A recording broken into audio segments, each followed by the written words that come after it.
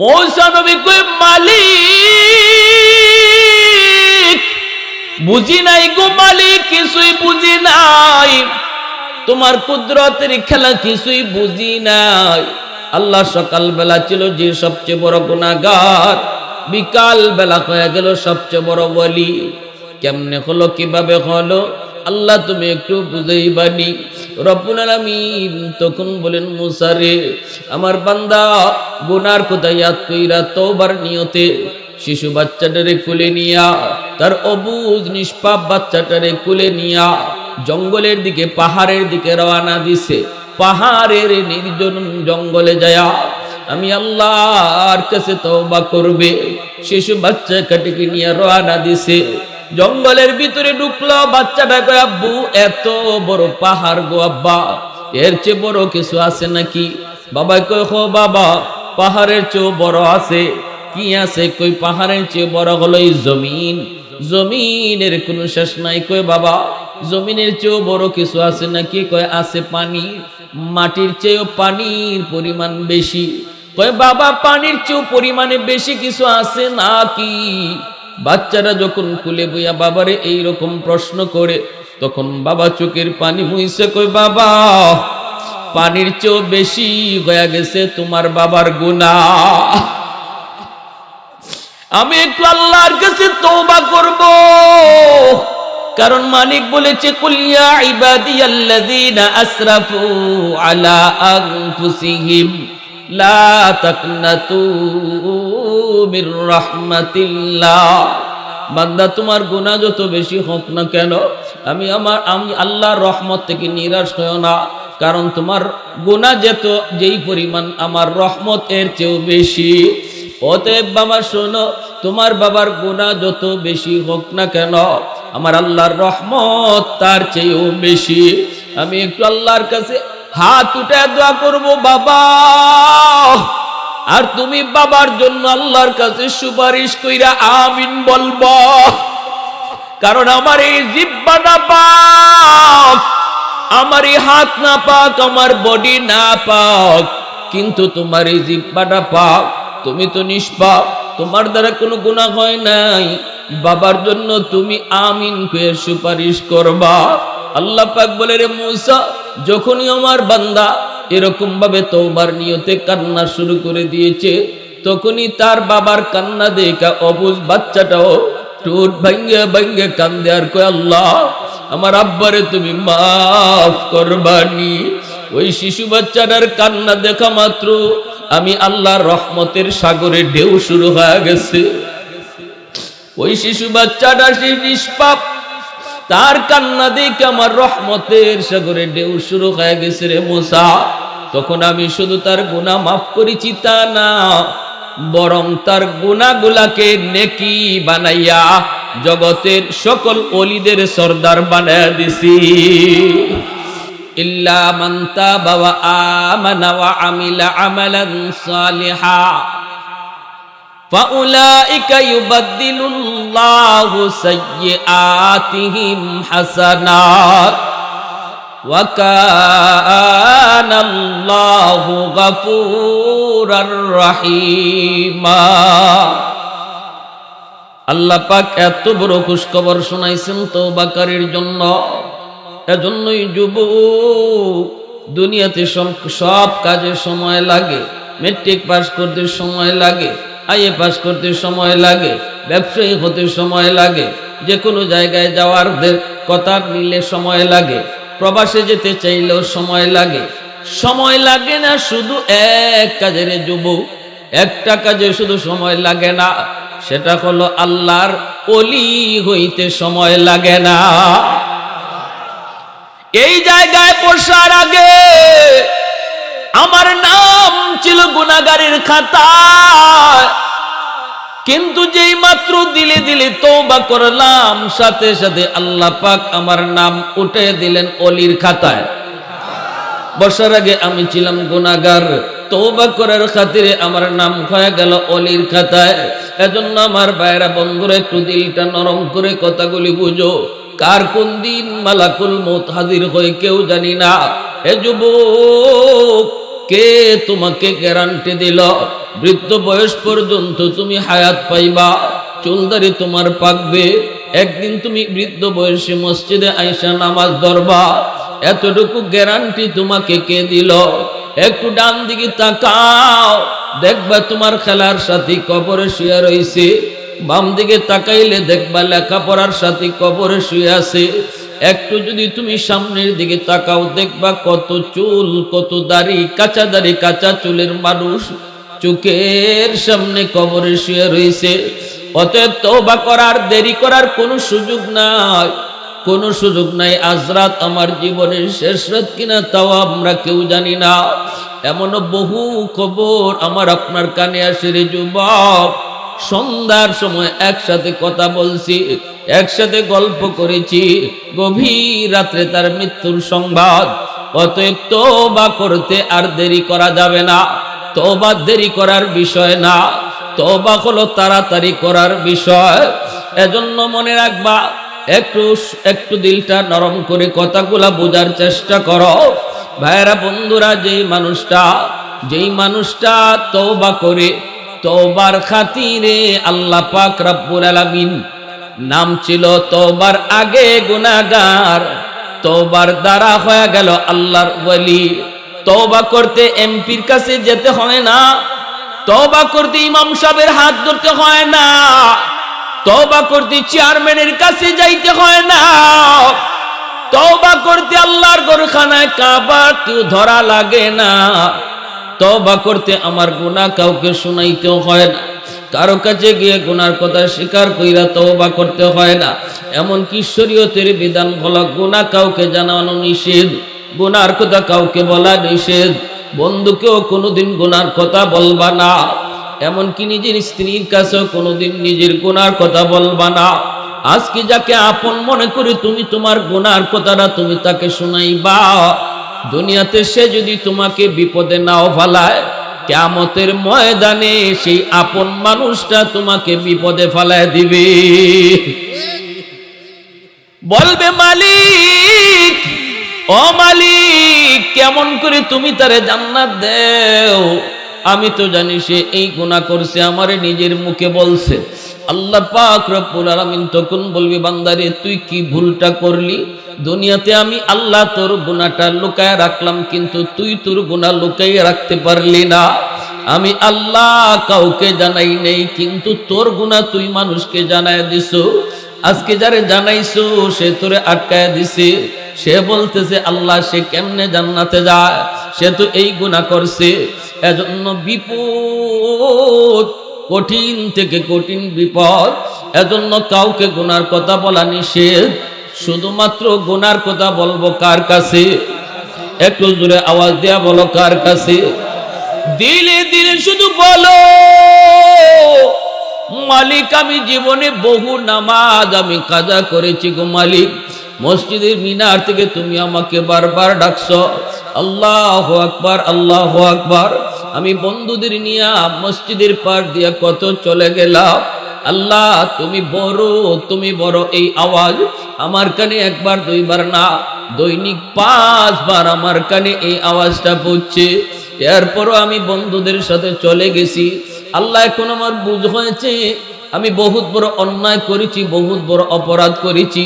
সেদিন মালিক তোমাকে বারবার ডাক দিয়ে বলছে, ইয়া আইয়ুহাল ইনসান মা গাররাকা বিরাব্বিকাল কারীম।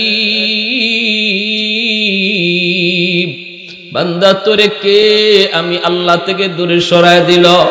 কে তোরে মসজিদের পাশ দিয়া বাজারে নিয়ে গেল? অথচ আমি আল্লাহ তোরে পিছন থেকে ডাকতেছি, বান্দা যাইস না, আয়। আমি আল্লাহ বড়, তোর বন্ধু বড় নয়। আমি আল্লাহ বড়, তোর ব্যবসা বড় নয়। আমি আল্লাহ বড়, তোর দুনিয়ার কাম বড় নয়। এইভাবে আমি বারবার তোমাকে ডাকছি। এজন্য যেই যুবক কোন এক মাহফিলে বৈশা দিলটা নরম করে দিলে শুধু আল্লাহরে কয়, আল্লাহ জীবনে যা নামাজ ছাড়ছি আর তওবা করলাম, আর সামনের জীবনে আর এক ওয়াক্ত নামাজও ছাড়বো না। রব্বুল আলামিন জীবনে যত নামাজ ছাইরে গুনাহ করছে এই গুনাহগুলিরে আল্লাহ খুশিতে নেকি বানায় দেয়। একটু জোরে আওয়াজ দিয়া কন্যা সুবহানাল্লাহ। মুসলমানের আওয়াজে বলেন সুবহানাল্লাহ। ये जिक्र खुदा दिल में सदा रखने दिया कर और नक्श खुदा दिल में जमा रखने दिया कर क्या जाने हक इस्लाम है कोई फضل इलाही हर वक्त दरे कल्ब खला रखने दिया कर मुर्शिद की नजर गाज़ बसर से न होती है मुर्शिद की नजर गाज़ बसर से न होती है क्या खुश नजरी खुश नजरी खुश नजरी है क्या खुश नजरी खुश नजरी खुश नजरी है दिल तोड़ के दिल जोड़ दिया सबका खुदा से क्या दिल शिकानी दिल शिकानी दिल शिकानी है क्या दिल शिकानी दिल शिकानी दिल शिकानी है। একটু জোরে আওয়াজ দিয়া বলো আল্লাহু আকবার। আর একটু জোরে আল্লাহু আকবার। একজন যুবকের মসজিদে সেজদা দেওয়া আর বৃদ্ধ মানুষের সেজদা দেওয়া দুইটা বেশ কম আছে। যুবক সেজদা দিয়া যত নেকি কামায় বৃদ্ধ বয়সে এত নেকি পাওয়া যায় না। কারণ যুবক তার সুযোগ ছিল, শক্তি ছিল, সামর্থ্য ছিল, তার বন্ধুদের সাথে আড্ডা দেওয়ার সুযোগ ছিল, যাত্রার গানের আয়োজনে যাওয়ার সুযোগ ছিল, গুনাহ করার। এরপরও যেই যুবক গুনাহ করে না, আল্লাহর ভয়ে যেই যুবক গুনাহ করে না, আজান হলে তার মসজিদে পাওয়া যায়, মুরব্বীদের শ্রদ্ধা করতে দেখা যায়, বাপ মার সেবা করতে পাওয়া যায়, যেই যুবককে যৌবনে উলামায়ে কেরামকে তাজিম করতে পাওয়া যায়, এই যুবক ওই যুবক আল্লাহ বলেন যৌবনে এসে আমার তালিকায় ওলি। আর শুধু ওলি না, তার উসিলায় আমি জমিন টিকায় রাখি। লাউলা মাশাইখ রুক্কা ওয়াশবাব খুশা ওয়াল আতফালু রুদ্দা ওয়াল আনআম রুত্তা লাজআলতুস সামাআ হাদিদা ওয়াল আরদা খাফসাফা ওয়াত তুরাবা রামাদা ওয়ামা আনজালতু মিনাস সামাই কাতরা ওয়ামা আম্বাততু মিনাল আরদি নাবাতা বাল আনজালতু আলাইকুমুল আযাবা সাব্বা। রব্বুল আলামিন ডাক দিয়ে বলেন, রে জমিন ভালো করে শুন, কারণ জমিন আল্লাহর কাছে প্রতিদিন আবদার করে। আলা কুল্লা ইয়াউমিন বাল আরদা ইস্তাজিলু রাব্বাহু আবতালিউ ইবনা আদম ফি কারি। জমিন কই মালিক, আমি ওই বেনামাজির পায়ের বোঝা আর কত নিব? ওই সুদখোরের পায়ের বোঝা আমি জমিন আর কত সইব?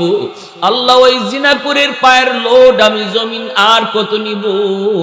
অহংকারের পায়ের বোঝা আমি কত সইব? মালিক জমিন প্রতিনিয়ত আল্লাহর কাছে আবদার করে, আল্লাহ অনুমতি দাও, আবদালিউ ইবনা আদম ফি কারি, ওই বেনামাজি নাফরমানটারে আমি জমিন গিলে ফেলি, ওরে হাঁটতে দিব না, ওরে দৌড়াইতে দিব না, ওরে আমি জমিন তারে গিলে ফেলব। ও মালিক অনুমতি দাও, সুদখোর ঘুষখোরকে আমি জমিনের উপর দিয়ে হাঁটার সুযোগ দেব না, আমি তাদেরকে গিলে ফেলি। আসবিরু ইলা বাতা আসবিরু, আমি ধৈর্য ধরবো তো আর কত কাল ধৈর্য ধরবো? আমি জমিন আর কত কাল গুনাহগারের পায়ের বোঝা নিব? রব্বুল আলামিন তখন বলে, জমিন থাম থাম, আমার আর আমার বান্দা বান্দির ভিতরে তোমরা কেউ কথা বলবা না। এই মানুষকে তুমি গিলে ফেলতে চাও, ধ্বংস করে দিতে চাও, মেরে ফেলতে চাও, জানো নি আমি আল্লাহ এই মানুষ জাতিকে বড় আদর করে বানাইছি। আসমান আল্লাহ বানাইছেন কুন ফায়াকুন বইলা, জমিন আল্লাহ বানাইছেন কুন ফায়াকুন বইলা, ফেরেশতাও আল্লাহ বানাইছেন কুন ফায়াকুন বইলা, কিন্তু আমারে আপনারে আল্লাহ পাক কুন ফায়াকুন বলে বানায় নাই।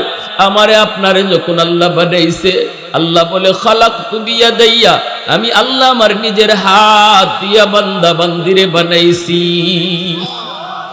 কারণ এই চেহারার মধ্যে এত দামি কপাল, এই কপাল দিয়া বান্দা আমার কদমে সেজদা দিবে, ফজরে সেজদা দেয় নাই, সামনে জোহরের রক্ত, আমার বান্দা জোহরের সময় গিয়া সেজদা দিলে ফজরের নামাজের গুনাহ আমি মাফ করে দিব। জোহরের নামাজ পড়ে নাই, আসরের জন্য আমি আল্লাহ অপেক্ষা, আসরের নামাজে গিয়ে সেজদা দিবে, জোহর না পড়ার গুনাহ আমি আল্লাহ মাফ করে দিব। এইভাবে রব্বুল আলামিন কয়ে জমিন থাম, সাবধান আমার বান্দা বান্দির ব্যাপারে তোমরা কেউ কোনো কথা বলবা না। এখনো জমিনের ভিতরে এমন কিছু বৃদ্ধ আছে, লাউলা আমার শাইখ রক্কা, এখনো এমনও জমিনের ভিতরে এমনও কিছু বৃদ্ধ আছে যাদের চুলদারি সাদা হয়ে গেছে, হাঁটুতে ব্যথা, কোমরে তার ব্যথা, রুকু করতে সেজদা কষ্ট হয়, সেজদা দিতে তার বড় কষ্ট হয়, মসজিদে আসতে গেলে লাঠি বর দিয়া আসতে হয়। এরপরও আমার বান্দা কষ্ট করে করে লাঠি বর দিয়া হলো মসজিদে হাজির হয়। কষ্ট করে করে যখন আমার কদমে সেজদা দেয়, তার ওই সেজদার দিকে তাকাইয়া আমি এই জমিন টিকায়া রাখছি। 2 নম্বরে আল্লাহ বলেন ওয়াশাবাবু খুশা, এখনো জমিনের ভিতরে কিছু যুবক যৌবনের পাগলামি করে না, যৌবনে গুনার কাজে যায় না, যৌবনে বন্ধুদের সাথে গান বাজনায় যায় না, চুরি ডাকাতিতে যায় না, জিনা ব্যভিচার করে না। ওই যুবককে যৌবনে মসজিদে পাওয়া যায়, যৌবনে তারে বাপ মার সেবা করতে পাওয়া যায়, যৌবনে মুরব্বীদেরকে শ্রদ্ধা করতে দেখা যায়, যৌবনে উলামায়ে কেরামের সাথে মিলেমিশে থাকতে তারে পাওয়া যায়। এখনো তার মাথায় যৌবনে মাথায় টুপি পাওয়া যায়, যৌবনে তার মুখে দাঁড়িয়ে দেখা যায়। আল্লাহ বলেন কলিজার ভিতরে দুনিয়ার কোনো নাপাক প্রেম ভালোবাসা জন্মায় না, বরং কলিজার ভিতরে আমি আল্লাহর প্রেম জমায় নেয়। ওই যুবকের দিকে তাকাইয়াও আমি এই জমিন টিকায়া রাখছি। একটু আওয়াজ দিয়া মুসলমানের আওয়াজে সুবহানাল্লাহ হয় নাই? আরো জোরে সুবহানাল্লাহ, আল্লাহু আকবার হয় নাই? আল্লাহু আকবার। আল্লাহ তুমি কবুল করো, জোরে বলেন আমিন, আরো জোরে বলেন আমিন। এজন্য তওবার দাম আছে না নাই? আর একটু জোরে বলা আছে না নাই? ওই যুবক নবী বলেন লা ওয়ার আকাল কাফি, লা ওয়ার আকাল কাফি, সুযোগ ছিল যার গুনাহ করার, সুযোগ ছিল যার গুনাহ করার, শক্তিও ছিল যার গুনাহ করার, এরপরও যে সুযোগ পাওয়ার পরও গুনাহ করে না আল্লাহর ভয়ে। কার ভয়ে? জোরে বলেন কার ভয়ে? আর একটু জোরে বলেন কার ভয়ে? সে আল্লাহর কি হয়ে যায়? ওলি হয়ে যায়। সে কি হয়ে যায়? নবী বলেন লা ওয়ার আ, তার চেয়ে বড় বুজুর্গ আর কে আছে? এর চেয়ে বড় পরহেজগারি আর কে আছে? এর চেয়ে বড় বিলায়াত কে কার আছে? এর চেয়ে বড় বুজুর্গি কার আছে?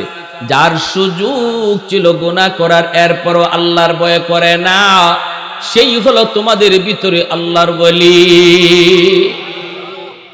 যুবক যৌবনে পাগলামি করার সুযোগ ছিল, যৌবনে বন্ধুদের সাথে গান বাজনা আয়োজন করার সুযোগ ছিল। আজকে এই রাজার চরের বাইতুল আমান জামে মসজিদ এবং এই যুব সমাজ ধন্য। আজকে এই যুবকদের বাপমা, যে যুবকরা আজকে মাহফিলের আয়োজন করেছে, অথচ তারা চাইলে এখানে একটা গানের আয়োজন করতে পারতো, ঠিক কিনা? গানের আয়োজন করতে পারতো, একটা খেলাধুলার আয়োজন করতে পারতো, একজন গায়িকা নায়িকা আনতে পারতো। কিন্তু ধন্য আজকে ওই মা বাবা যাদের সন্তানরা আজকে কোরআনের মাহফিলের আয়োজন করেছে, বলি আলহামদুলিল্লাহ। আর একটু জোরে বলি আলহামদুলিল্লাহ। এজন্য আল্লাহ রসুল বলে যে যুবক যৌবনের সুযোগ থাকে তার গুনাহ করার, এরপরও আল্লাহর ভয়ে করে না, সে যৌবনেই আল্লাহর প্রিয় হয়ে যায়, আল্লাহর ওলি হয়ে যায়। কি ভাই? তাহলে মুরব্বীরা যুবকদেরকে ওয়াজ মাহফিলের দিকে, যুবকদেরকে নামাজের দিকে, যুবকদেরকে ভালো কাজের দিকে সবসময় আগায় দেওয়া দরকার আছে না নাই? যে সমাজের যুবকরা ভালো কাজে থাকে, এই সমাজ ভালো হয়ে যায়। এই যে সমাজের যুবকরা খারাপ দিকে যায়, এই গোটা সমাজ খারাপ হয়ে যায়, ঠিক না? এজন্য আমার ভাই একটু দিলটা নরম করে কথাগুলি বোঝার চেষ্টা করো। হযরত মূসা আলাইহিস সালাম আল্লাহ পাকের একজন জলিলুল কদর পয়গম্বর, বনি ইসরাইলের একজন জলিলুল কদর পয়গম্বর হলেন হযরত মূসা, যিনি জমিনে বসে আল্লাহর সাথে হাজার হাজার বার 4500-এর উপরে তিনি আল্লাহর সাথে জমিনে বৈশা কথা বলছেন। এজন্য ওনার উপাধি হলো কালিমুল্লাহ। উপাধি হলো মুসা নবী জমিনে বসে আল্লাহর সাথে কথা বলছেন, আর আমার আপনার নবী মেরাজে আল্লাহর কাছে গিয়ে আল্লাহর সাথে কথা কইছে। সুবহানাল্লাহ, জোরে কোন না, আরো জোরে কোন না সুবহানাল্লাহ। আমরা সেই নবীর উম্মত, বলি আলহামদুলিল্লাহ। মুসা নবী আল্লাহকে বলতেছে, আল্লাহ, মুসা আলাইহিস সালাম তো মাঝে মাঝে আবদার করতেন, এমন কিছু আবদার করতেন যে আবদার আল্লাহ পাক মাঝে মাঝে আল্লাহ কুদরতি হাসিও হাসতেন। মুসা আলাইহিস সালাম কথা বলতেন পারেন কইয়া একদিন আল্লাহকে বলতেছেন, আল্লাহ একটা কথা কই। আল্লাহ কই, কি কইবা কও। আল্লাহ তুমি নারাজ হইও না, তুমি রাগ কইরো না, একটা কথা কইলাই। আল্লাহ পাক কও না, কি কইবা। আল্লাহ আমি যদি খুদা হই আর তুমি যদি বান্দা হও তাহলে আমার কাছে কি চাইবা। কথাটা বুঝছেন আপনারা? আমি যদি খুদা হতাম আর তুমি যদি বান্দা হইতা তাহলে আমার কাছে তুমি কি চাইতা। প্রশ্নটা কেমন হইল না? আল্লাহ পাক কয়, মুসা কি কইতেছো, হুশ আসেনি? বলে, আল্লাহ আমার সব হুশ আছে ঠিকই, কিন্তু আমার একটা উদ্দেশ্য আছে। আমি জানতে চাই কোন জিনিসটা তোমার কাছে বেশি প্রিয়, কোনটা চাইতে হবে, তোমার মুখে শুনতে চাই। আমি যদি খুদা হতাম, তুমি যদি বান্দা হইতা, কি চাইতা? তখন আল্লাহ পাক কুদরতি মুস্কি হাইসে কয়, আমি যদি এমনই যদি হইতো, এমন তো হবে না, এমনই যদি হইতো তাহলে আমি তোমার কাছে সুস্থতার নিয়ামত চাইতাম। মূসা নবী কয়, মালিক আমিও পায়া গেছি, আমি তোমার কাছে কি চাইবো? সুস্থতার নিয়ামত চাই। আল্লাহর মুখ থেকে বাইর করাইছেন, সুবহানাল্লাহ। এজন্য একজন মুসলমান, একজন মানুষের সবচেয়ে বড় নিয়ামত হলো সুস্থতার নিয়ামত। ঠিক কিনা ধরে বলেন? সুস্থ যদি না থাকি তাহলে কোনো কিছুই ভালো লাগবে না, নামাজ পড়তেও ভালো লাগবে না। এজন্য সুস্থতা বহুত বড় নিয়ামত, বহুত বড় নিয়ামত। মূসা আলাইহিস সালাম একদিন আল্লাহকে বলতেছেন, মালিক এই জমিনের ভিতরে সবচেয়ে বড় নাফরমান কে, সবচেয়ে বড় গুনাহগার কে, একটু দেখতে মন চায়। আল্লাহ তুমি আমাকে একটু দেখাবানি। রব্বুল আলামিন কয়, মূসা সবচেয়ে বড় নাফরমান তুমি দেখতে চাও, সবচেয়ে বড় গুনাহগার বুঝি তুমি দেখতে চাও? বলে, হ মালিক। আল্লাহ বলেন, যাও তাহলে 3 রাস্তার মুখে যায় দাঁড়াও, 3 রাস্তার মোড়ে তুমি যায় দাঁড়াও, অমুক জায়গাটার মধ্যে দাঁড়াবা।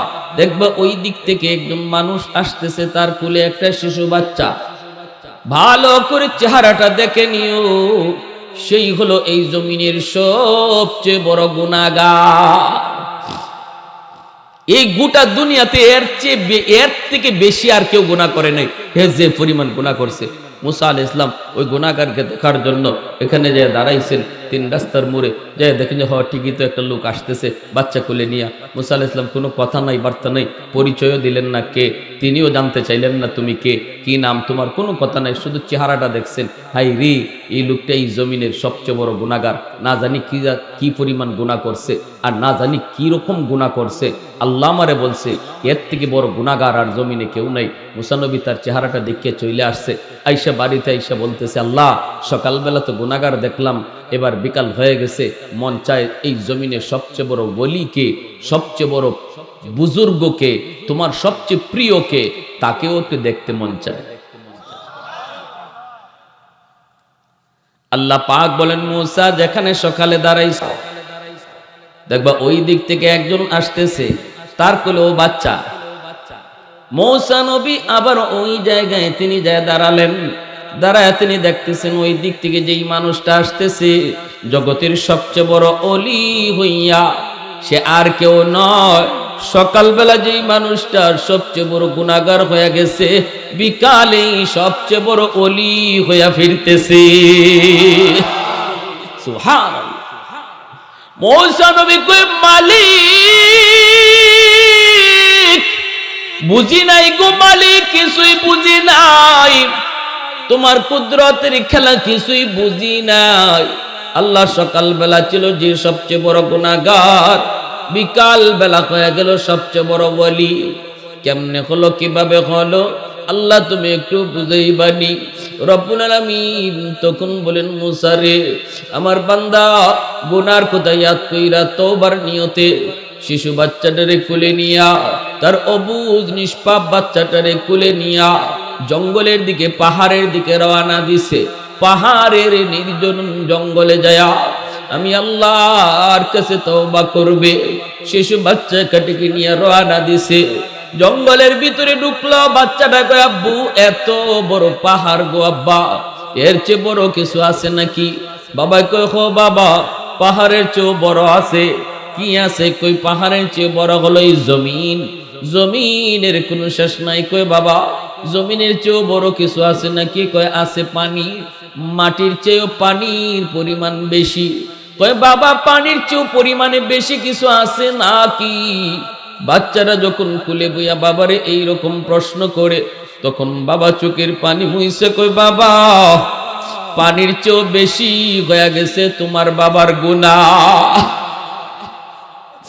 আমি একটু আল্লাহর কাছে তওবা করব, কারণ মালিক বলেছে কুল ইয়া ইবাদিয়াল্লাযীনা আসরাফু আলা আনফুসিহিম লা তাকনাতু মির রাহমাতিল্লাহ।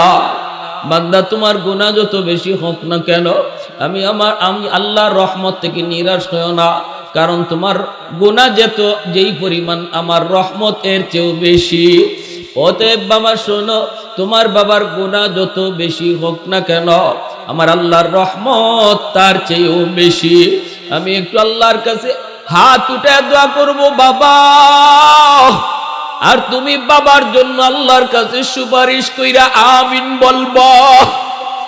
কারণ আমার এই জিহ্বাটা পাক, আমার এই হাত না পাক, আমার বডি না পাক, কিন্তু তোমার এই জিহ্বাটা পাক। তুমি তো নিষ্পাপ, তোমার দ্বারা কোনো গুনাহ হয় নাই। বাবার জন্য তুমি আমিন কয়ে সুপারিশ করবা।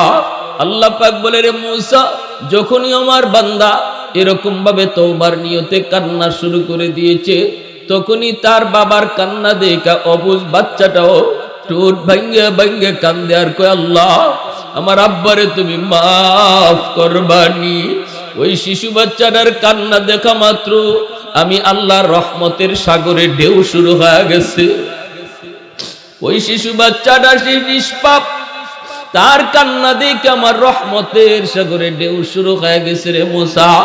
তখন আমি শুধু তার গুনাহ মাফ করেছি তা না, বরং তার গুনাহগুলাকে নেকি বানাইয়া জগতের সকল ওলিদের সর্দার বানায়া দিছি। একটু জোরে আওয়াজ দিয়ে সুবহানাল্লাহ।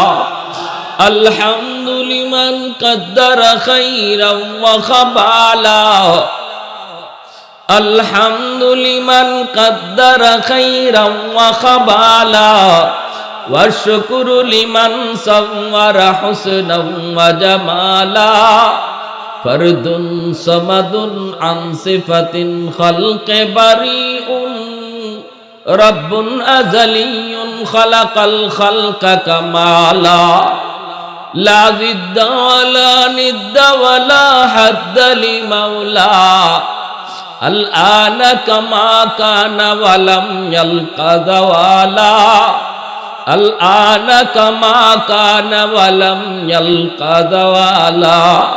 একটু জোরে সুরে বলেন আল্লাহু আকবার, আর একটু জোরে আল্লাহু আকবার। বলুন তো সকালবেলা গুনাহগার, বিকালে আল্লাহর ওলি, যত তাড়াতাড়ি হওয়া যায় পৃথিবীতে আর কোনো কাম এত তাড়াতাড়ি হওয়া যায়? এত তাড়াতাড়ি হওয়া যায় সম্ভব না।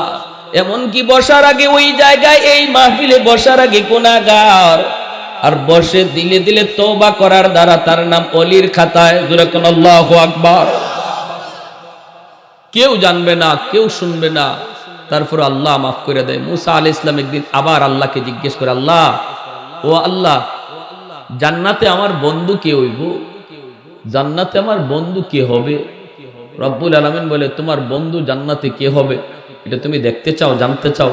মুসা নবীকে, আল্লাহ আমি তার একটু দেখতে চাই, দুনিয়াতেই আমি আমার বন্ধুর একটু দেখতে চাই, কে জান্নাতে আমার বন্ধু হবে? আল্লাহ পাক বলে, যাও অমুক এলাকার অমুক বাজারে একজন ব্যবসায়ী আছে। কিসের ব্যবসা করে? কসাই। সে গোশত বেচে। ওই কসাই হলো জান্নাতে তোমার বন্ধু। মুসা আলাইহিস সালাম কয়, মালিক আমি এত বড় পয়গম্বর, কসাই আমার বন্ধু বলে? আল্লাহ একটু নামটা বলো, আমি আমার বন্ধুকে একটু দেখতে চাই। একজন কসাই হয়ে আসে, কেমন করে নবীর বন্ধু হয়ে গেল, কি তার নেকামল, একটু আমার দেখতে মন চায়। রব্বুল আলামিন তারে বললেন, ঠিক আছে, তার ঠিকানা হলো এই, নাম হলো এই। মুসা আলাইহিস ইসলাম ঠিকানা লইয়া মুসাফির বেশে তিনি বের হয়ে গেলেন। যাইয়া তিনি ওই বাজারে লোকটারে পেয়ে গেলেন, নাম জিজ্ঞেস করলেন, নামে মানুষে মিলে গেল। মুসা নবী এইবার নিজের পরিচয় দেন না, তিনি যে বনি ইসরাইলের পয়গম্বর মুসা, এই পরিচয় তিনি দিলেন না। না দিয়ে তারে বলতেছেন, বাইরে আমি একজন মুসাফির, আমি আপনার বাড়িতে আজকে রাত কাটাতে চাই, আপনি আমারে আপনার বাড়িতে মেহমান হিসাবে নিবেননি? সাথে সাথে লোকটা খুশি হয়ে বলতেছে, অবশ্যই আপনি আমার বাড়িতে আজকে মেহমান হবেন, কারণ মেহমানের কদর আমার নবী বলেছেন, মান আরাদা আইয়াবসুতার রিজকা ফালইউকরিম দাইফা আও কামা ক্বালান নবিয়্যু আলাইহিস সালাম। নবী বলেন, কেউ যদি তার রিজিকের ভিতরে ইনকামের মধ্যে বরকত বেশি চায়, সে যেন বেশি বেশি মেহমানদারি করে। ছোট্ট ব্যবসা করো, ছোট্ট চাকুরি করো যুবক, যদি তুমি তোমার কামাইয়ের ভিতরে, রুজির ভিতরে বেশি বরকত চাও, বরকত বোঝানো যায় না, বরকত সব সময় ওয়াজ করে বোঝানো যায় না, বরকত এটা বোঝার বিষয়, বোঝানোর বিষয় না, বোঝার বিষয়। ভাইরা বন্ধুরা, আল্লাহ পাক রব্বুল আলামিন ওই মানুষটাকে আল্লাহ অল্প রুজির ভিতরে বরকত বাড়ায় দেয়, যেই মানুষটা মেহমানদারি বেশি বেশি করে। আমরা মনে করি মেহমানদারি করলে সম্পদ কমে, কিন্তু নবী বলেন মেহমানদারি বেশি করলে সম্পদ বাড়ে। আমার বুঝটা সত্য না নবীর কথা সত্য? জোরে বলেন না, আমার বুঝটা সত্য না নবীর কথা সত্য? আল্লাহ নবীর কথা। আমরা মনে করি আমার বাড়িতে কাউকে খাওয়াইলে এটা কমলো, এটা তো কমলো এর না, কিন্তু রসুল কয় না, তুমি যদি কাউরে তোমার ঘরে খাওয়াও এটা বাড়লো। সুবহানাল্লাহ, জোরে বলেন। ওই লোক বলতেছে, ঠিক আছে আপনি আমার বাড়িতে মেহমান হন। মুসা আলাইহিস সালাম তার বাড়িতে গেলেন, যাইয়া মুসা আলাইহিস সালাম ঢোকা মাত্রই দেখেন লোকটা হাতের মধ্যে খাবার নিয়ে ঘরের ভিতরে ঢুকলো। সবার আগে ঢুকেই সে বিবির কাছেও গেল না, সন্তানের রুমেও ঢুকলো না, সবার আগে একটা ঘরে যে ঢুকলো, যেই ঘরে, যেই রুমের মধ্যে একজন বৃদ্ধা মহিলা, যেই বৃদ্ধা মহিলা বিছানায় পড়া, কবুতরের বাচ্চার মতো হয়ে গেছে বয়স বেশি হওয়ার কারণে। ওই বৃদ্ধা মহিলাটাকে হাতে করে নিজের কোলে নিল। কোলে নিয়া এইভাবে দেখা যায় মা মা কইয়া হাতে আনা খাবার সবার আগে মাকে খাওয়াইল। আল্লাহর পয়গম্বর মুসা তিনি সবগুলি আমল তার লক্ষ্য করেন, কোন আমলের কারণে সে এত বড় মর্যাদা পাইল। মুসা নবী তিনি যায় দেখেন ওই মা, ওই বৃদ্ধা মাকে সে কুলে উঠে খাওয়াইলো, এমনকি গোশতের টুকরাটা একটু শক্ত হওয়ার কারণে শিশুকালে আমরা যেমন গোশত খাইতে চাইলে খাইতে পারতাম না, মা মুখের মধ্যে গোশতটা নিয়া নিজের দাঁত দিয়ে সেটাকে নরম করে আমার মুখে তুলায় দিত। আল্লাহর পয়গম্বর মুসা দেখেন সন্তান আজকে গোশতের টুকরাটা নিজের মুখে নিয়া নিজের দাঁত দিয়ে কামড় দিয়ে গোশতটারে নরম করে মার মুখে তুইলা দিতেছে। মুসা আলাইহিস সালাম এই দৃশ্যটা দেখতেছেন, আর তিনি দেখেন তার শিশু বাচ্চাগুলি তার পায়ের কাছে আইসা কান্না শুরু করেছে, আব্বু পেটের ক্ষুধায় বাঁচি না গো বাবা, সারাদিন কিছু খাই নাই, আব্বা আমাদেরকে খানা দেন। বাবা সন্তানদের মাথায় হাত বোলায় আদর করে চুমু দিয়া কই, আব্বু একটু পরে, আগে তোমাদের দাদুকে খানা খাওয়ায়া নেই, তারপরে তোমাদেরকে খানা দিব। মুসা নবী আল্লাহর পয়গম্বর সবগুলি কথা শুনতেছেন, আর তিনি সবগুলি দেখতেছেন আর বলতেছেন, বাইরে এই বাচ্চাগুলি কার? বলে বাচ্চাগুলি আমার। এই মহিলা কে? কয় আমার মা। বাচ্চাগুলির তুমি খানা দিলা না কেন? আমি আমার মাকে আগে খানা খাওয়াই, এরপরে আমার সন্তানকে খানা দিই, এরপরে আমি নিজে খাই, এরপরে বিবি খায়। ভাইরা বন্ধুরা, মায়ার নবী মূসা পয়গম্বর তখন বলতেছেন, ভাই এইভাবে বাচ্চাগুলিরে আগে তুমি খানা দাও না, আগে খানা দেও তুমি তোমার মাকে।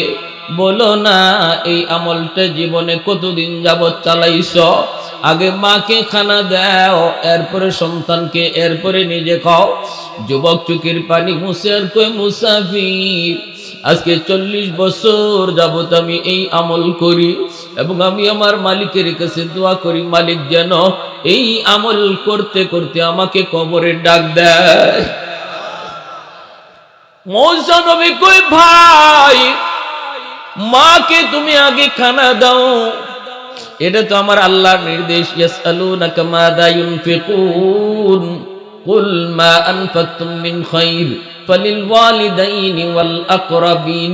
আল্লাহ পাক বলেছেন সূরা বাকারার মধ্যে, আল্লাহ পাক বলেন বন্ধু, মানুষ তোমার কাছে জানতে চায় কোন জায়গায় সবার আগে টাকা পয়সা খরচ করবে। আমি আল্লাহ জবাব দিয়া জানায়া দেই, তুমি জবাব দিও না।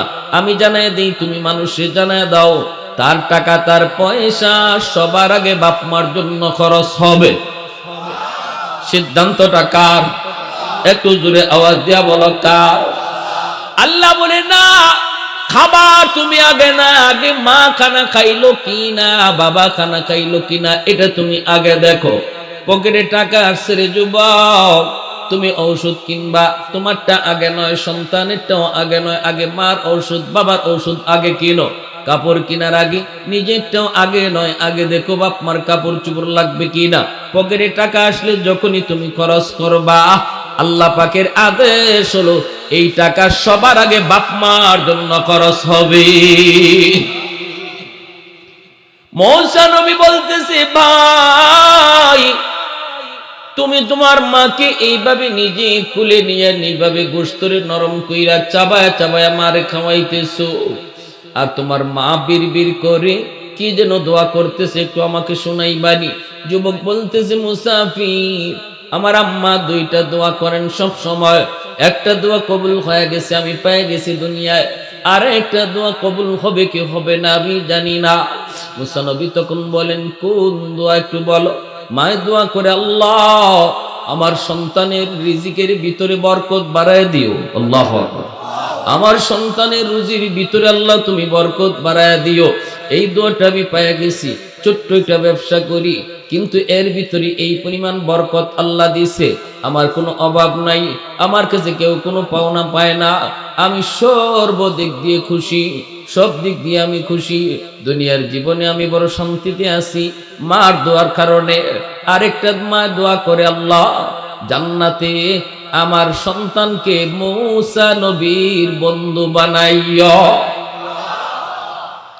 ও মুসাফির, আমি জানি না এই দোয়াটা কেমনে কবুল হবে, আমি একজন সাধারণ কসাই, আর কই মূসা নবী, আমার মা এটা কেমন দোয়া করে আমার বুঝে আসে না। এই কথা বলতে মূসা আলাইহিস সালামের চোখ থেকে দর দর করে পানি পড়ে, টান দিয়া লোকটারে বুকে জড়ায় দুইরে কান্দে আর কই, ভাই রে আয় আমার বুকে আয়, আয় আমার বুকে আয়।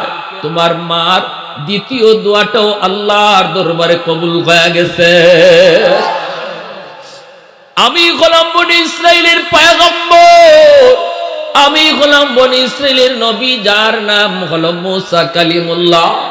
আল্লাহ আমাকে জানাইছে তুমি জান্নাতে আমার বন্ধু হবে। আমি আসেছি মুসাফির বেশে তোমার আমলটা জানার জন্য, কোন আমলের কারণে তুমি এত বড় মর্যাদা পাইছো আমার বুঝ হয়ে গেছে। মার খেদমত করার কারণে, মার দোয়ার উসিলায় আল্লাহ পাক তোমাকে সাধারণ একজন ব্যবসায়ী হওয়ার পরেও জান্নাতে আমি মূসা নবীর বন্ধু হিসাবে কবুল করেছে। একটু জোরে আওয়াজ দিয়ে সুবহানাল্লাহ। তাহলে যাদের বাপ মা দুনিয়া আছে, বাপ মার সেবা করে দোয়া নেওয়ার দরকার আছে না নাই? দুনিয়া তো সফল, আখেরাত তো সফল। যারা দুনিয়া বাপ মা পাইয়া বাপ মারে খুশি রেখে চলে, বাপ মার দোয়া নিয়ে চলে, এরা দুনিয়া তো সফল, আখেরাত তো সফল। আর যারা মারে বাবারে কষ্ট দেয়, বাপ মার কথা মতো চলে না, এরা দুনিয়া তো ব্যর্থ, আখেরাত তো ব্যর্থ। এমন একজন সন্তান আমার এই মসজিদ আল্লাহর ঘর মসজিদের জন্য মার নামে একজন ভাই 1,000 টাকা দিবেন, এমন কে আছে? নগদ নগদ